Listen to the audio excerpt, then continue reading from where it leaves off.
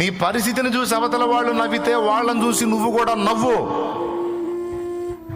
నీ హీన స్థితిని బట్టి నువ్వు పొందిన అవమానాలను బట్టి వాడు నవ్వితే నీ నవ్వులన్నీ సిగ్గుతో తల దించుకునే రోజు ఒకరోజు వచ్చిద్దిరా అని వాడి వైపు చూసి నువ్వు గంభీరంగా నవ్వు. అప్పుడు వాడికి ఏం అర్థం కాక వెర్రి ముఖం వేసుకొని చూస్తాడు నీకెళ్ళి. వాడి హీహి అనే కొద్ది నువ్వు అన్నావు అనుకో, వాడు ఇంకాస్త పగలబడి నవ్వుతాడు. వాడి హీహి అని అనుకును అనుకుంటాడు మెంటల్ ఎక్కిందని. మెంటల్ కాదు, వాడికి ఎక్కింది భవిష్యత్తులో మెంటలు.